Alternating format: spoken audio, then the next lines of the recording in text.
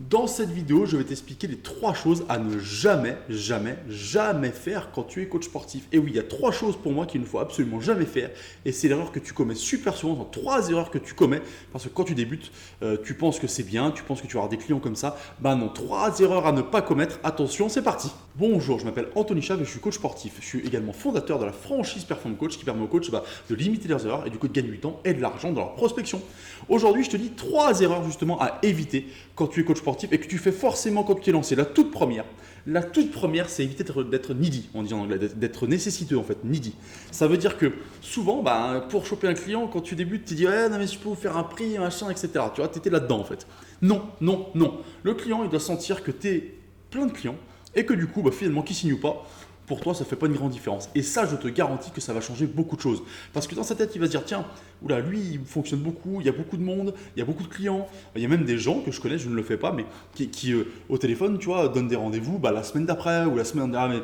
Mais demain, je peux pas, j'ai trop de cours, je suis blindé, etc. Voilà. Pour créer cette envie et cette espèce de truc qui fait, ah ouais, d'accord, il a plein de clients, ça doit vraiment marcher, c'est vraiment qu'il est bon. Il y a des gens qui vont jusque-là. Voilà. Donc, du coup, ça te permet directement de faire penser aux gens et surtout, c'est ce qu'ils doivent penser, que du coup, t'es plein. Si t'es plein, c'est que t'es bon. Je sais que leur relation n'est pas toujours la même, n'est pas toujours la bonne, mais les gens ont des représentations qui sont des fois fausses d'ailleurs, mais du coup il faut absolument que tu crées ça. C'est-à-dire que quand il y a du monde, ça attire du monde, forcément. Tu as déjà vu quand on s'arrête dans la rue et qu'il y a 10 personnes qui regardent quelque chose, tout le monde vient. Là c'est pareil, s'il pense que tu as 50 personnes dans tes cours, il va vouloir venir. C'est le même principe, donc ne jamais être needy, au contraire, tu as une posture qui est claire et nette. La posture, c'est une prochaine vidéo que je t'invite à regarder. Ensuite, il ne faut jamais dire oui à tout prix. Moi, je te donne un exemple, ça m'est arrivé quand j'étais plus jeune coach. Du coup, j'ai eu un rendez-vous avec un client. Ça ne correspondait pas complètement à ce que je fais, c'était un suivi un peu plus à distance.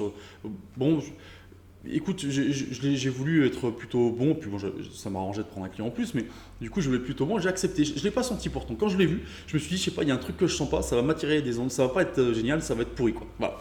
Pas manqué, ça a été pourri complètement, parce que lui, il cherchait en fait un accompagnement complètement différent de ce qu'il m'avait dit au départ. Enfin bon, c'était pas clair du tout. Ma faute, j'avais pas clarifié les choses non plus. Enfin voilà, j'étais plus jeune, et du coup, je l'avais pas senti. Donc, il ne faut pas dire oui à tout prix, parce que si tu dis oui à tout prix et que tu ne le sens pas, qu'il y a un truc qui cloche, ne le fais pas. Ne le fais pas, fais confiance à ton instinct qui sait ce qui est bon ou pas pour toi, et du coup, tu éviteras pas mal d'ennuis, d'emmerdes, d'embrouilles, de perte de temps aussi, et du coup, finalement, ne pas de gagner de l'argent, mais d'en perdre. Voilà. Donc je te dis, fais-toi confiance, il ne faut surtout pas dire oui à tout prix. Si tu ne le sens pas, ne dis pas oui, et pourtant, je suis sûr que tu l'as déjà fait, ou que tu as tendance à le faire si tu cherches beaucoup de clients au début. La dernière chose, et c'est le point le plus important, ne pas faire comme les autres. Ne pas faire comme les autres. Je vois plein de coachs, c'est encore une fois que mon avis et que mon opinion, qui du coup voient un truc qui marche, qui est à la mode complètement, et qui pompe, mais complètement pareil mon truc. Voilà, alors, il y a des effets de mode, il y a des choses sur lesquelles il faut surfer, bien sûr, mais on est bien d'accord. Il faut qu'on surfe sur des choses.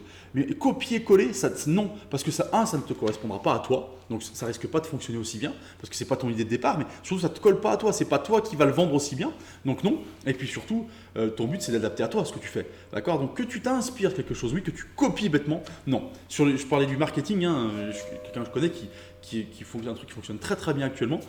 Du coup, elle a voulu faire pareil en fait dans ses cours perso. Elle a voulu profiter du fait que du coup les gens puissent finalement en fonction des résultats payer plus ou moins, etc. Bon, ça ne fonctionne pas. C'est pas ce que tu crées, c'est pas ce que tu veux. Enfin, c'est pas ta manière de faire. Donc voilà, surtout ne pas vouloir faire comme les autres, parce que vouloir faire comme les autres, c'est surtout vouloir faire un truc qui ne te ressemble pas et ça ne fonctionnera pas. Voilà. Donc c'était les 3 conseils, les 3 choses que je te dis à ne pas faire du tout, mais pourtant que tu fais quand tu démarres. Parce que quand tu démarres ton activité, tu as besoin de bosser et tu es prêt à tout, entre guillemets. Ce n'est pas le bon moyen. Tu dois tout de suite avoir une posture.